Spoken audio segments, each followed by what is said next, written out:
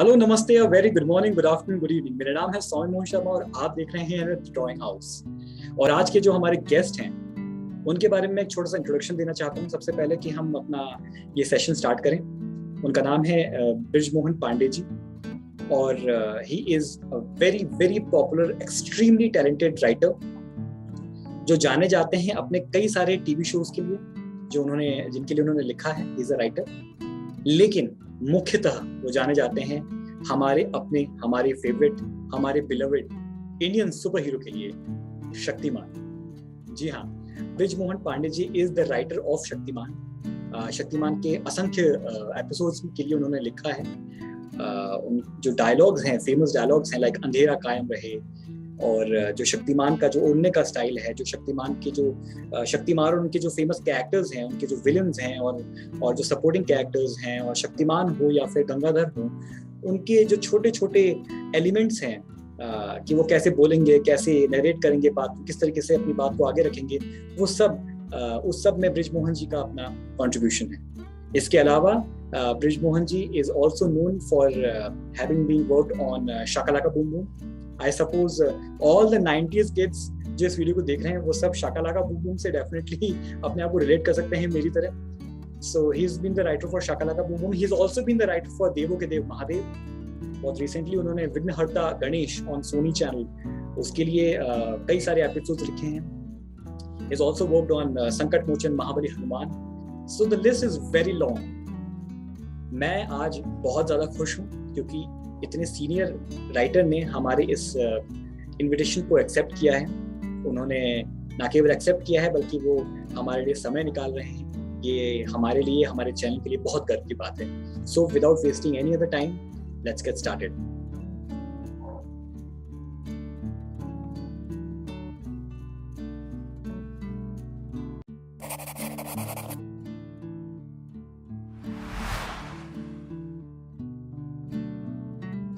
नमस्कार पांडे सर, नमस्कार।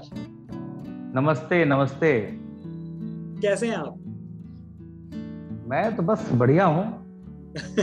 आप लोगों का प्यार है तो वो तो एकदम जिंदा दिल रखता है। जी जी, मैं अभी अपने सब्सक्राइबर्स से, अपने व्यूवर्स से यही बात कर रहा था। आपके बारे में एक छोटा सा एक मिनी इंट्रो मैं दे रहा था।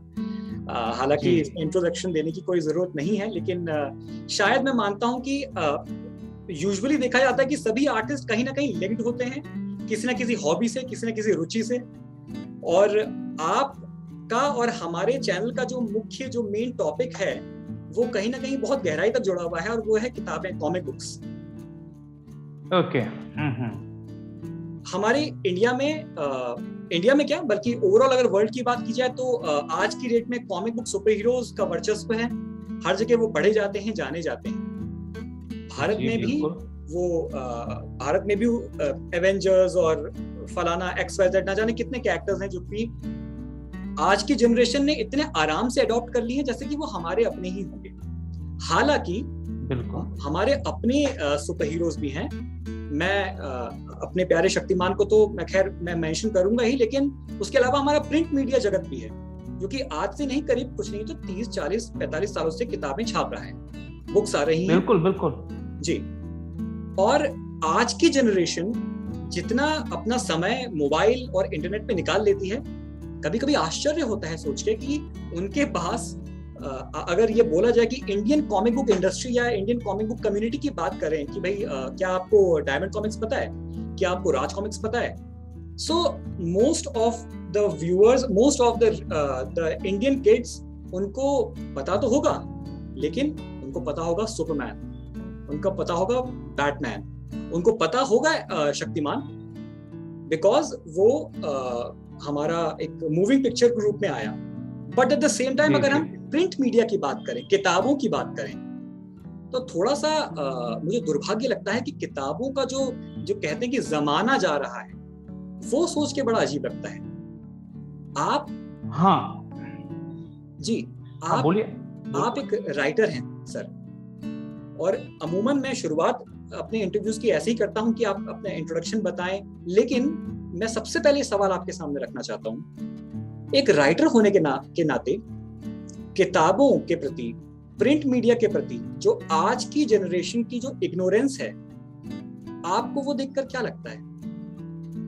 देखिए, ये इग्नोरेंस ये है तो बहुत ही बुरा, क्योंकि अगर मैं राइटर बना हूं तो किताबों की वजह से बना हूं, क्योंकि बचपन में टीवी तो था नहीं जी। माहौल पढ़ाई लिखाई का था, और सुपर हीरो का इंट्रोडक्शन भी अगर मेरी लाइफ में हुआ है तो इंडियन जो प्रिंट है, मेरा जो फेवरेट हीरो था फौलादी सिंह था जी। जिनको पढ़ के, हाँ मतलब मैं प्ले भी करता था बचपन में, हम सब आपस में मिलके खेलते थे, फौलादी सिंह बनते थे। फिर इंद्रजाल कॉमिक्स भी हुआ करती थी उस समय, जिसमें और भी एडॉप्ट भी करते थे वो विदेशी सुपर हीरोज को जी।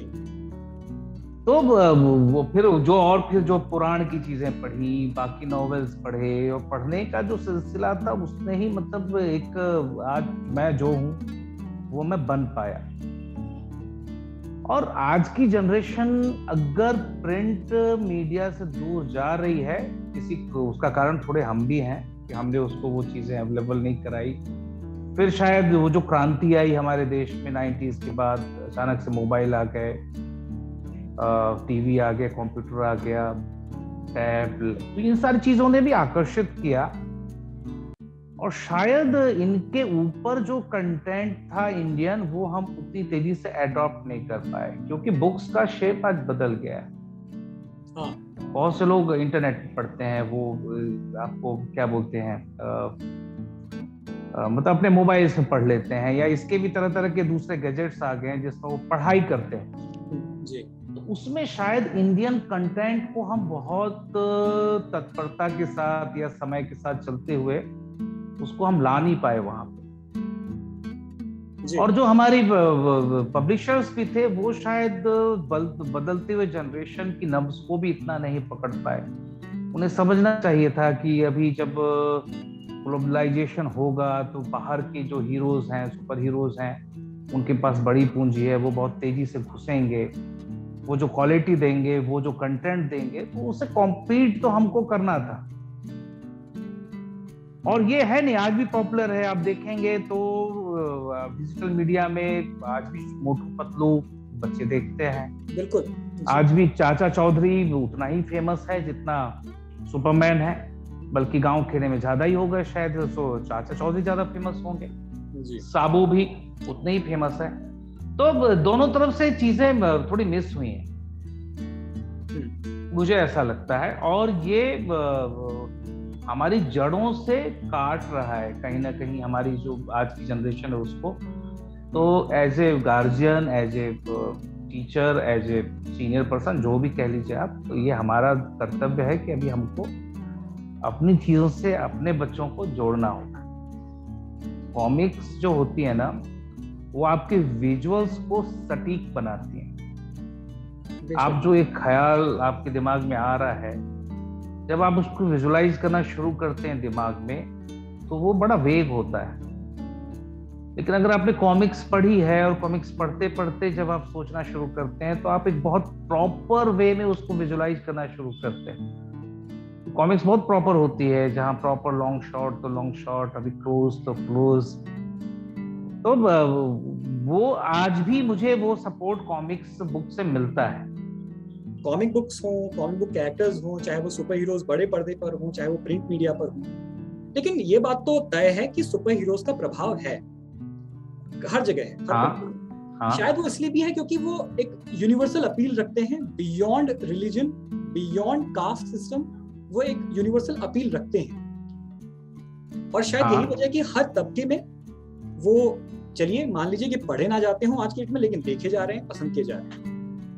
नहीं, इसके कई फॉर्म है ना। देखिए, कॉमिक्स बुक जो सुपर एक्चुअली टिके हुए हैं वो सुपर हीरो पे जी। अगर आप शुरुआत करें तो सुपर हीरो से ही तो धर्म और जो पहले लिटरेचर जो शुरुआती हुई, जो कथाएं हुई, रामायण हुई, चाहे महाभारत हुआ, चाहे विदेश की और कथाएं हुई, वो सब सुपर हीरो से ही जुड़ के तो लोगों के जनमानस तक पहुंची ना। जी बिल्कुल। अगर अर्जुन नहीं होता महाभारत में, भीम जैसा एक शक्तिशाली पुरुष नहीं होता, एक कर्ण जैसा धनुर्धर नहीं होता, एकलव्य जैसा धनुर्धर नहीं होता, वो कहानियां शायद लोग पढ़ते भी नहीं। तब वो उस समय भी वो सुपर हीरो ही उनको आकर्षित करके वहां तक लेके गया। फिर उसके बाद अगर हम आगे बढ़ें तो हमको जो बचपन से इंस्पायर करते हैं, भरत हैं, राजा भोज हैं, विक्रमादित्य हैं, शिवाजी हैं, ये रियल हैं, लेकिन कहीं ना कहीं वो रियल होने के बाद भी सुपर हीरो हैं। सुपर हीरो की तरह ही हमने उनको बचपन से इमेजिन किया है। जी हाँ। क्योंकि मुझे याद है बचपन में मेरी नानी थी, उन्हें बहुत योगदान किया मेरे को, बहुत कुछ उनकी कहानियां सुनाने की कला बहुत थी उनमें। तो वो शिवाजी की माँ बीमार थी, वो शेरनी का दूध लेने गए और शेरनी को प्रेम से देखा तो शेरनी ने मातृत्व के भाव के साथ उनको अपना दूध लेने दिया। अब ये सीक्वेंस सुपर हीरो की हो सकती है ना। तो ये चीजें बचपन मतलब उस रूप में भी आकर्षित कर रही थी। उसके बाद अगर आप देखें यही कॉमिक्स के सुपर हीरो जो एक्चुअली लार्जर देन लाइफ की कैरेक्टर्स होते हैं, तो अमिताभ बच्चन जो मनमोहन देसाई के समय का हीरा था वो भी यही था जी। एक आदमी जिसको गोलियां नहीं लग रही, वो धड़ाधड़ सबको शूट करता चला जा रहा है, जो एकदम नीचे से वो उठ करके एकदम से करोड़पति बन जा रहा है। तो ये कहीं ना कहीं लोगों के अंदर एक जो सबके अंदर जो एक लार्जर देन लाइफ का एक पुरुष छिपा हुआ है, जो रियल लाइफ में वो नहीं बन सकता है, जो बनने की उसकी अपनी कामना होती है, यही है एक्चुअली सुपर हीरोज। और इसलिए वो हमेशा से मतलब लोगों में अपील रहती है उसकी, प्रोटेक्ट करता है सबको। मेरा पूछना ये है कि आप इसको ये एक आप एक अंडरस्टैंडिंग मान सकते हैं कि भाई हाँ, कुछ कैरेक्टर्स होते हैं जो कि हर आर्टिस्ट, हर राइटर कहीं ना कहीं से कोई कल्पना से इंस्पिरेशन लेता है, रेफरेंस लेता है, और कभी कभी कुछ कैरेक्टर्स ऐसे भी होते हैं जो कि जिनको हम रिप ऑफ बोलते हैं कि अरे कॉपी कर दिया। ये रेफरेंस लेना, कॉपी लेना कहाँ तक आप सही मानते हैं सर? अब भाई देखिए, मैं तो पैदा हुआ था तो मुझे तो भाषा भी नहीं आती थी, है ना, मुझे कपड़ा पहनना भी नहीं आता था, मुझे चलना भी नहीं आता था। तो ये सब मैंने कॉपी करके ही सीखा। मैंने देखा दूसरे ऐसे चलते हैं तो मैं वैसे चला, मैंने देखा दूसरे ऐसे बात करते हैं तो मैंने वैसे बात करनी शुरू की। तो कॉपी करके ही तो हम आज आदि मानव से मानव बने हैं। बिल्कुल। तो कॉपी के बगैर तो ये हो नहीं सकता। कोई भी अगर कहे कि मैं मंगल ग्रह की कुछ चीजें लेके आ गया हूं तो वो तो होने से रही। तो इंस्पिरेशन तो हमको हमारे जीवन में, जो हमारे आसपास हमारी दुनिया में जो घटित हो रहा है उससे ही मिलता है। अगर मैं हनुमान के उड़ने से बहुत उत्साहित होता हूं बचपन में, तो वही उड़ता हुआ हनुमान मेरे लिए उड़ता हुआ शक्तिमान बनता है बाद में। इसमें मेरी भावनाएं, उसमें इसलिए कॉपी नहीं कर सकते उसमें। लेकिन ठीक है, एक उड़ने की कल्पना हनुमान से आई जिससे शक्तिमान आया, लेकिन फिर शक्तिमान के अंदर जो बाकी चीजें मिली वो तो फिर मेरा अपनी भावनाएं थी ना जी। तो कॉपी मतलब अब 7 सुर हैं तो 7 सुर ही तो कॉपी कर रहे हैं सारे संगीत का। सारे गामा पौधा नीसा, ये अपने AR रहमान साहब भी यही कर रहे हैं, या कोई भी सिंगर यही कर रहा है, कोई भी म्यूजिशियन यही कर रहा है। लेकिन उस 7 सुर के अलावा जो उनकी अपनी ओरिजिनल चीज होती है वो होती है उनकी अपनी भावना जी। अपनी भावना, जिस भावना से वो एक कुछ और क्रिएट कर देते हैं। इसलिए ये वाली क्या जो बात है कि अगर कोई कहता है अरे ये तो उसकी कॉपी है, तो भाई ऐसे लोग हमेशा रहेंगे जो दूसरों को बोलते रहेंगे, और इस पे इतना ध्यान नहीं देना चाहिए, काम करना चाहिए अपना। मानते हैं आपकी ऑडियंस बहुत सेंसिटिव हो गई है इस वजह से? सेंसिटिव मतलब जजी हो गई है, जज कर देना किसी भी चीज। जजी शुरू से है। कुछ लोग होते हैं, वो देखिए, अब सिंपल सी बात है, मैं कल भी किसी को कह रहा था, बहुत कॉमन है, आप लोगों ने भी 100 बार सुनी होगी कि गिलास में पानी भरा हुआ है जो आधा है। कुछ लोग उस आधे भरे हुए पानी को देखते हैं, वो कहते हैं कि गिलास आधा भरा हुआ है। कुछ लोग होते हैं वो बोलते हैं गिलास आधा खाली है। तो ये जो कुछ लोग जजी हैं, जो रिएक्ट कर रहे हैं, जो देख रहे हैं, जो आपको क्रिटिक कर रहे हैं, ये सदा से थे। ऐसा नहीं कि आज हो गए, ना ना। शक्तिमान हुआ जब शुरुआत हुई थी उस समय भी लोग थे, उसके पहले थे। मेरे बचपन में भी मैं देखता था जब बाकी सीरियल चलते थे, तो मेरे आसपास के लोग देखते थे तो वो रिएक्ट करते थे, क्योंकि वो उनका उसका कारण ये होता है कि अगर आपकी किसी चीज पे लोग ज्यादा रिएक्ट कर रहे हैं, मतलब वो ज्यादा जुड़े हुए हैं आपसे। नेगेटिव नहीं, बहुत पॉजिटिव लक्षण है। वो आपकी एक एक चीज को देख रहे हैं, तब तो कमियों की बात कर रहे हैं। वाह जी, बिल्कुल। हाँ, अगर वो देखेंगे नहीं तो आपकी कमी कहाँ निकालेंगे। तो वो अगर आपसे ज्यादा प्यार करते हैं, ज्यादा आपसे लगाव है, फिर वो आप में मीन मेच में निकालना शुरू कर देते हैं। इसका मतलब कि वो आप में अब इंटरेस्ट ले रहे हैं। इट्स अ गुड साइन जी, बेशक गुड साइन है। हाँ, क्योंकि नहीं तो उनको पता ही नहीं होता हम क्या कर रहे हैं ना जी। तुलसीदास जी ने रामायण लिखी थी तो लोगों ने काफी उनको प्रताड़ित किया था शुरू। कोई मानने को तैयार नहीं था कि तुलसीदास जी की रामचरितमानस को मान्यता भी मिलनी चाहिए। जी, बहुत स्ट्रगल किया उन्होंने, बहुत स्ट्रगल किया, बहुत सी परीक्षाएं हुई उनकी, और अंत में आज वो रामचरितमानस ही सबसे ज्यादा प्रचलित किताबों में मानी जाती है, धार्मिक किताबों। जी। तो इसलिए क्रिटिक या आलोचना, इनसे घबराना नहीं चाहिए। अगर आपकी आलोचना ज्यादा हो रही है, इसका मतलब आप ज्यादा पॉपुलर होने वाले हैं, ये तय है जी। घबराहट तब हो जब आपकी काम पे कोई रिएक्ट ना करे तब बहुत घबराना चाहिए, फिर लगे कि ये तो कुछ हो ही नहीं रहा है, कुछ हो ही नहीं रहा है। ये मेरे चैनल पे ज्यादातर जो सब्सक्राइबर्स हैं, जो व्यूअर्स हैं, वो आर्ट स्टूडेंट्स होते हैं। मैं मानता हूँ कि ये जो लाइन आपने आखिरी बोली है, ये अगर मुझको छू रही है तो वो कहीं ना कहीं छू रही होगी। घबराओ मत तुम घबराओ हाँ मत। बिल्कुल नहीं जी, क्योंकि कंकड़ फेंकोगे तो तरंग आएगी। जी, तरंग आएगी, तरंग आ रही है मतलब आप जीवित हो और आपको देखने वाले भी जीवित हैं। वाह। तरंग नहीं है तो मतलब शून्य में कहीं चला गया आपका पत्थर, वो पता नहीं कहाँ गया वो। जी।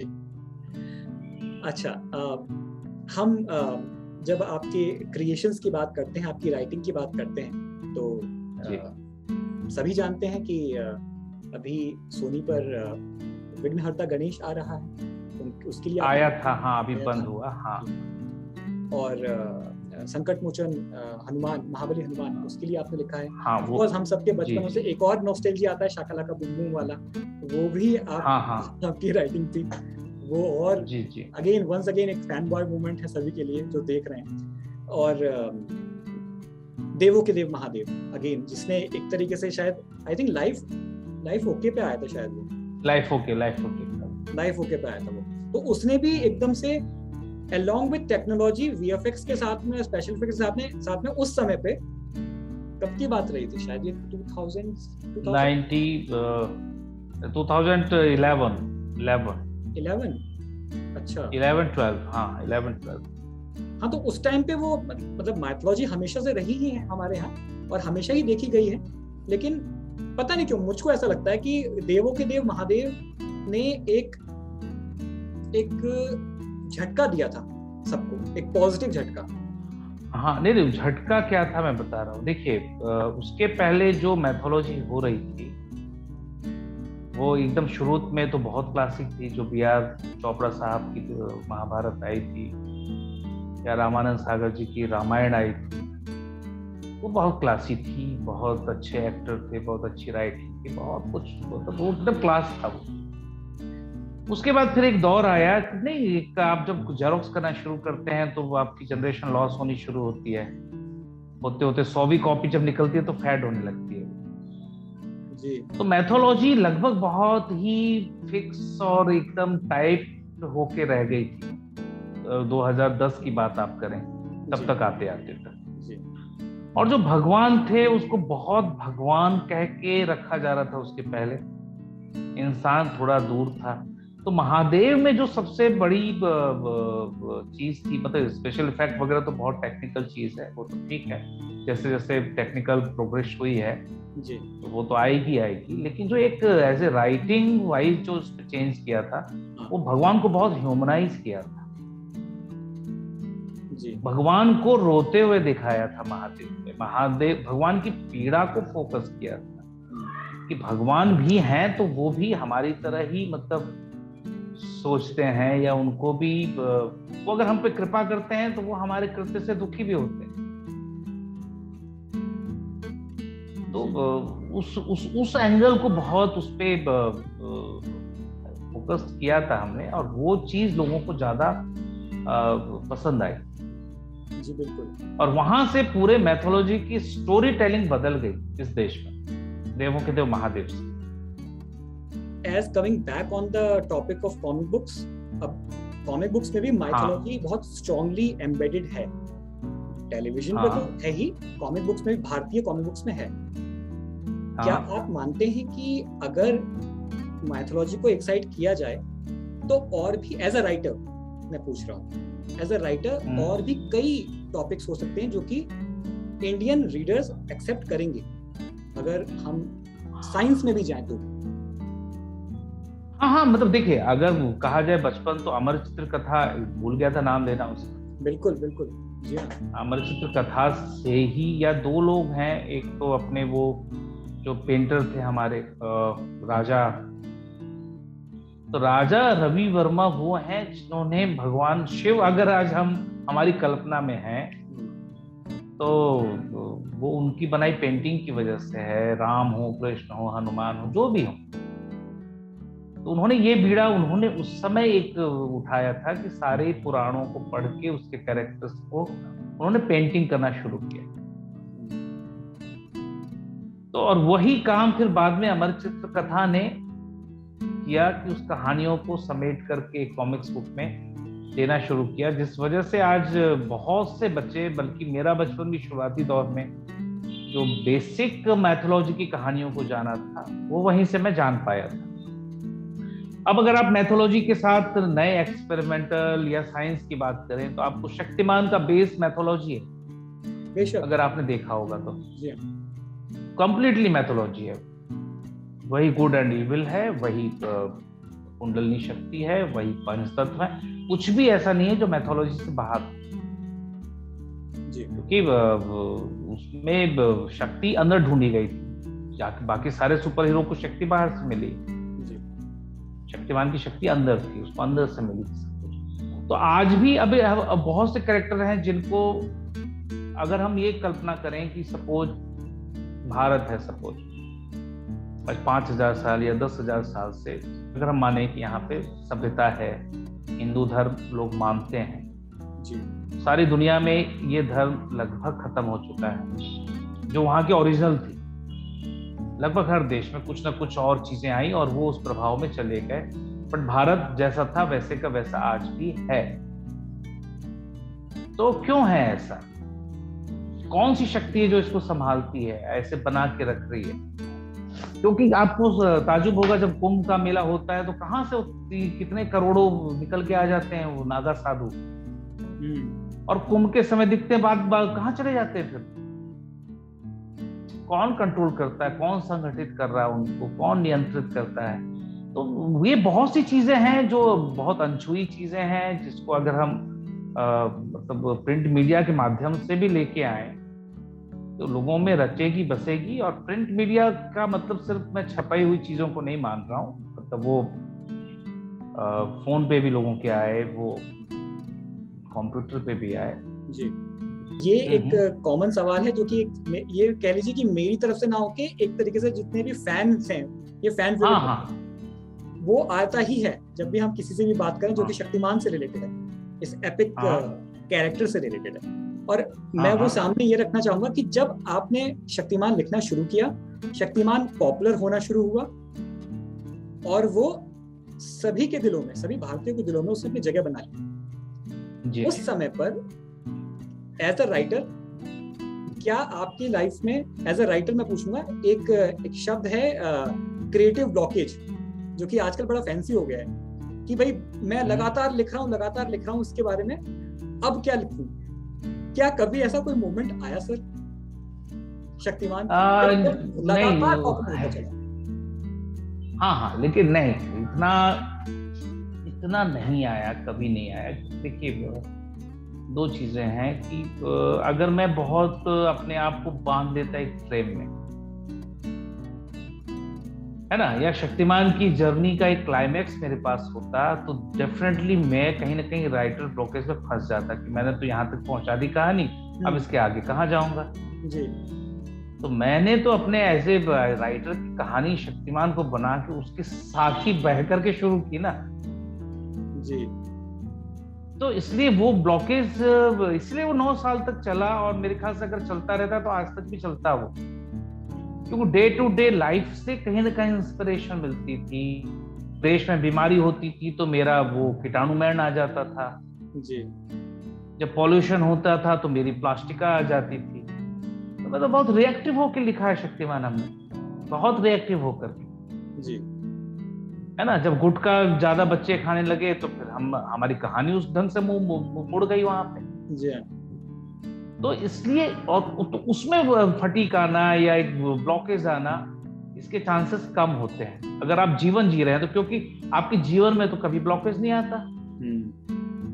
आप चाहे 70 साल जियो, चाहे 90 साल जियो, आप जी रहे हो, हर दिन जी रहे हो, और कोई दिन अच्छा होता है, कोई दिन खराब होता है, कोई बहुत अच्छा होता है। वो तो जीवन की यात्रा है, तो उसी तरह से एपिसोड्स भी बनते हैं जी। जो मेरा अपना एक्सपीरियंस शक्तिमान को लेके, तो ये ब्लॉकेज कभी नहीं आया, कभी नहीं आया, बल्कि अभी तक भूख तो रही गई पूरी तरह से।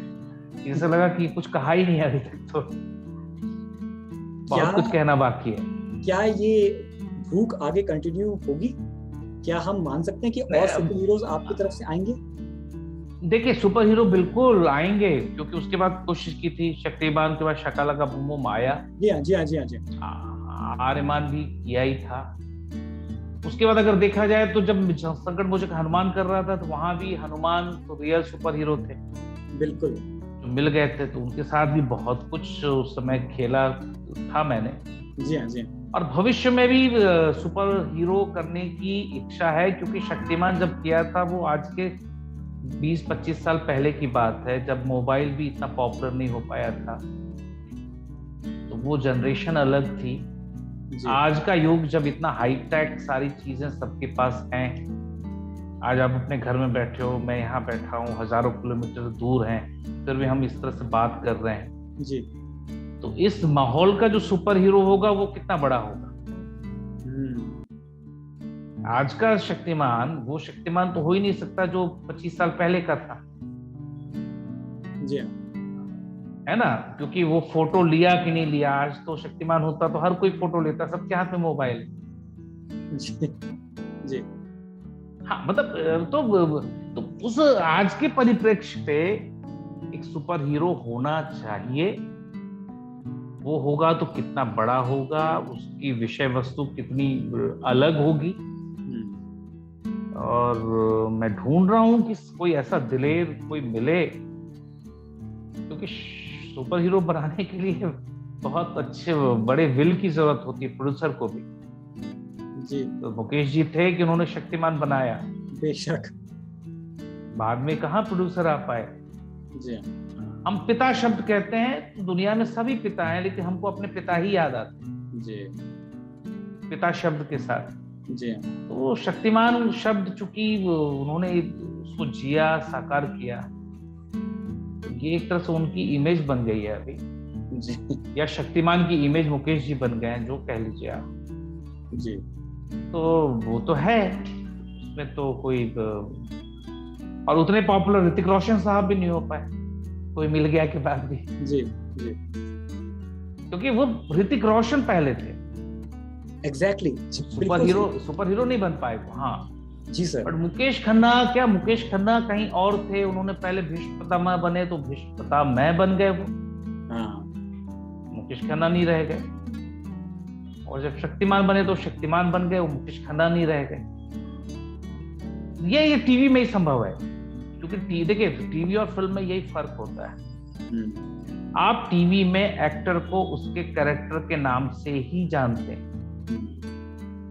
अरुण गोविल नहीं जानेंगे, आप राम जानेंगे। राम जी।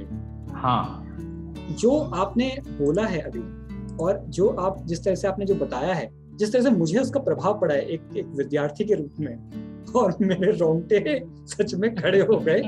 तो कितना सजीव उदाहरण है ये कि आज भी अगर चाहे ऑनलाइन ही बैठे हैं, यूज कर रहे हैं टेक्नोलॉजी का, लेकिन अगर गुरु बोल रहा है तो शिष्य समझेगा, और ना केवल समझेगा बल्कि उसे सीख सकता है। तो टेक्नोलॉजी का इस्तेमाल हुआ, लेकिन जो बेसिक्स हैं हमारे वो कहीं नहीं गए। और वो बेसिक्स वो हाँ बोलो आप बोल लो। बस मैं यही कह के बात को खत्म कर रहा हूँ कि वो बेसिक्स आ कहाँ से रहे। वो बेसिक्स आ रहे हैं वो उस एक लंबी एक एक्सपीरियंस से जो कि आप जैसी पर्सनैलिटी के पास है, तब हमें वो समझ में आ पा रहा है। हाँ, ये आदान प्रदान ही है। मेरे को भी बहुत से गुरु थे जिनसे आया, मुझसे भी कोई लेना चाहेगा उसे उसी रूप में मैं आगे बढ़ाऊंगा, वो और आगे बढ़ाएंगे। तो टेक्नोलॉजी कितनी भी बदल जाए, फास्ट हो जाए, चलता हमेशा सच्चा इमोशन है जी। हाँ, वो इमोशन हमेशा वही होता है जो 2000 साल पहले भी था और आज भी जी। मैं अब ये कहूंगा कि ये सेशन जो है वो दर्शक तो जो भी देखेंगे बाद में देखेंगे, ये मेरे लिए बड़ा लाभदायक हो गया।